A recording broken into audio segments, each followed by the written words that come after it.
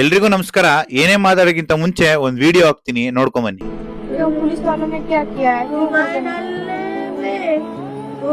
चाहते हैं। क्यों मारना चाहते हैं? वो ना मारना चाहते हैं, वो नहीं चाहते लड़की जिए। क्यों क्यों ऐसा ऐसा क्या है जो चाहते हैं लड़की जिए ना? बोलो बुआ।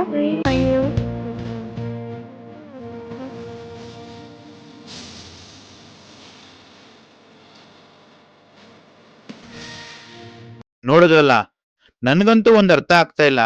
ಎತ್ತ ಸಾಕ್ತಿದೆ ನಮ್ ಪ್ರಪಂಚ, ಏನಾಗ್ತಿದೆ, ಜಗತ್ತೇನಾಗ್ತಿದೆ, ನಮ್ಮ ಭಾರತ ದೇಶದಲ್ಲಿ ಏನಾಗ್ತಿದೆ.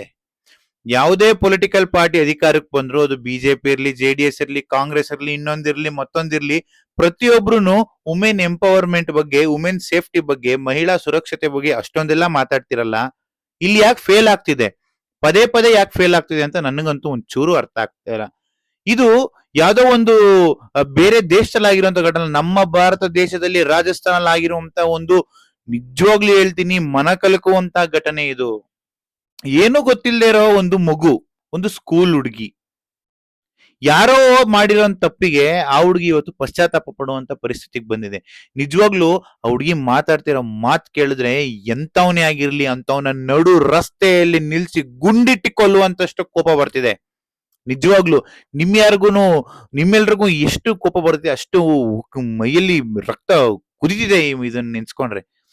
ಒಂಚೂರಾದ್ರೂ ಮಾನವೀಯತೆ ಬೇಡವಾ? ಒಂಚೂರಾದ್ರೂ ಸುರಕ್ಷತೆ ಒಂಚೂರಾದ್ರೂ ಸರ್ಕಾರಕ್ಕೆ ಸುರಕ್ಷಿತ ಕ್ರಮಗಳು ಏನ್ ತಗೋಬೇಕು ಅನ್ನೋದು ಗೊತ್ತಿಲ್ವಾ? ಇದಂತೂ ಇಲ್ಲಿಗೆ ಬಿಡುವಂತ ಮಾತೇ ಇಲ್ಲ. ಯಾವುದೇ ಸರ್ಕಾರ ಇರ್ಬೋದು, ರಾಜಸ್ಥಾನಲ್ಲಿ ಇವತ್ತು ಯಾರೇ ಇರ್ಬೋದು, ಅಪರಾಧಿಗಳಿಗೆ ತಕ್ಕ ಶಿಕ್ಷೆ ಆಗ್ಲೇಬೇಕು. ಏನು ಮಾಡದೇ ಇರುವಂತ ಇನ್ನೂ 100 ಕಾಲ ಬದುಕಬೇಕಾಗಿದ್ದಂತ ಒಂದು ಚಿಕ್ಕ ಮಗು ಇವತ್ತು ಈ ರೀತಿ ಪರಿಸ್ಥಿತಿಗೆ ಬಂದಿದೆ ಅಂದ್ರೆ ಅದಕ್ಕೆ ಕಾರಣ ಯಾರು?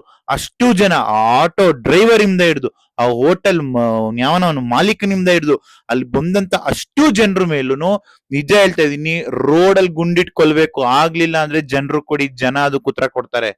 ಈ ತರ ಘಟನೆಗಳು ದಯವಿಟ್ಟು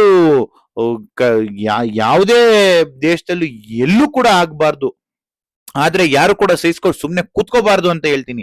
ನಾವು ಅಷ್ಟೇ, ಎಲ್ಲಾ ಪೇರೆಂಟ್ಸ್ಗೂ ಹೇಳೋದಿಷ್ಟೇ, ಎಲ್ಲಾ ಹೆಣ್ಮಕ್ಳಿಗೂ ನೀವು ಕರಾಟೆ ಅಥವಾ ಮತ್ತೊಂದು ಏನೋ ಒಂದು ಕ್ಲಾಸಸ್ಗೆ ಕಳಿಸಿ ಅವ್ರನ್ನ ಸ್ಟ್ರಾಂಗ್ ಆಗಿ ಮಾಡಿ. ಅವಾಗ್ಲೇನೆ ನಮ್ಗೆ ಈ ತರ ದುಷ್ಕ್ರಿಮಿಗಳ ವಿರುದ್ಧ ಹೋರಾಡೋದಕ್ಕೆ ಮನ್ಸು ಬರೋದು ಅಂತ ಹೇಳ್ತೀನಿ. ಎಲ್ರಿಗೂ ಒಳ್ಳೇದಾಗ್ಲಿ. ಜೈ ಹಿಂದ್, ಜೈ ಆಂಜನೇಯ.